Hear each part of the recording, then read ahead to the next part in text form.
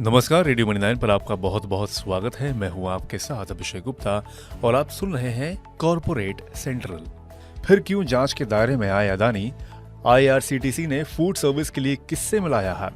C K Birla किसे बेच सकते हैं सीमेंट कारोबार? बताएंगे आपको। और इसके अलावा भी होंगी कॉर्पोरेट जगत से जुड़ी कई और बड़ी खबरें। तो चलिए शुरू करते हैं कॉर्पोरेट सेंट्रल। अदानी हिंडनबर्ग मामले में कैपिटल मार्केट रेगुलेटर सेबी ने अपनी जांच का दायरा बढ़ा दिया है।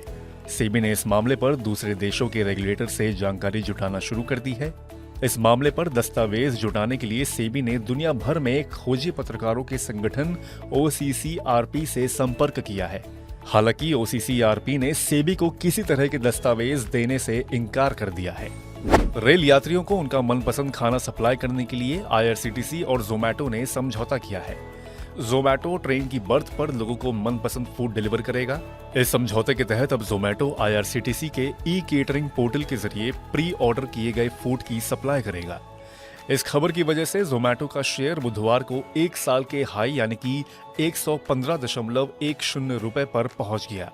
सीमेंट कंपनी ओरिएंट सीमेंट के प्रमोटर सीके बिरला ने कंपनी में अपनी हिस्सेदारी बेचने के लिए अदानी ग्रुप से संपर्क किया है। अदानी ग्रुप पिछले साल की अंबुजा और ACC के अधिग्रहण के साथ सीमेंट कारोबार में उतरा है। इस खबर की वजह से बुधवार को ओरिएंट सीमेंट के शेयर करीब 8% की तेजी के साथ BSE पर 204.25 रुपए पर बंद हुए। देश की दिग्गज IT कंपनी विप्रो के सितंबर तिमाही के नतीजे अच्छे नहीं रहे। सितंबर तिमाही के दौरान कंपनी का नेट प्रॉफिट तिमाही दर तिमाही 14% टूटकर 2,267.3 करोड़ रुपए रहा। हालांकि 1 साल पहले की समान तिमाही की तुलना में मुनाफा सपाट रहा। इस दौरान कंपनी की आय घटकर महज 22,516 करोड़ रुपए रही। HSBC होल्डिंग्स ने रिलायंस की luxury real estate subsidiary stock park estate की लोन की रकम को बढ़ाकर 2 गुना कर दिया है।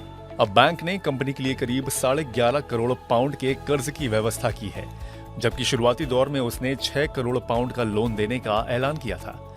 ब्रिटेन की इस कंपनी को रिलायंस ने साल 2021 में ही खरीदा है। पिरामल इंटरप्राइजेस ने गुरुवार को ओपन हो रहे अपने नॉन कन्वर्टेबल डिबेंचर्स यानी कि NCD के जरिए 1000 करोड़ रुपए जुटाने का ऐलान किया है।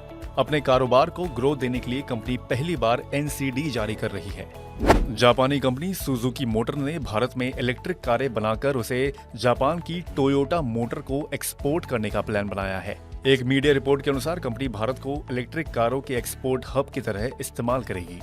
सरकारी हाइड्रो पावर कंपनी NHPC ने बुधवार को बताया कि सिक्किम में हाल में आई बाढ़ से उसके तीस्ता 6 हाइड्रो पावर प्रोजेक्ट को करीब 233.6 करोड़ रुपए का नुकसान हुआ है। बुधवार को कंपनी के शेयर BSE में करीब 2% टूटकर 52.11 रुपए पर बंद हुए। फिनटेक कंपनी फोनपे को वित्त वर्ष 2023 में 2,914 करोड़ रुपए की आय हुई है। ये वित्त वर्ष 2022 के मुकाबले करीब 77% ज्यादा है। मनी ट्रांसफर, मोबाइल रिचार्ज और बिल पेमेंट जैसे कारोबार बढ़ने से कंपनी की आय बढ़ी है। सरकारी कंपनी ऑयल इंडिया के शेयर बुधवार को रिकॉर्ड ऊंचाई 339.45 रुपए के स्तर पर पहुंच गए। पिछले एक हफ्ते में ये शेयर करीब 8% चढ़ चुका है। हालांकि बुधवार को कारोबार के अंत में यह मामूली गिरावट के साथ 328.90 रुपए पर बंद हुआ।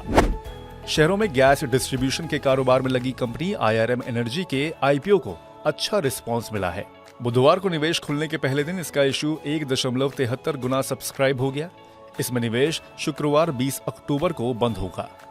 तो आज के कॉर्पोरेट सेंट्रल में फिलहाल बस इतना ही। ये पॉडकास्ट आपके लिए तैयार किया था हमारे सहयोगी दिनेश अग्रहरी ने।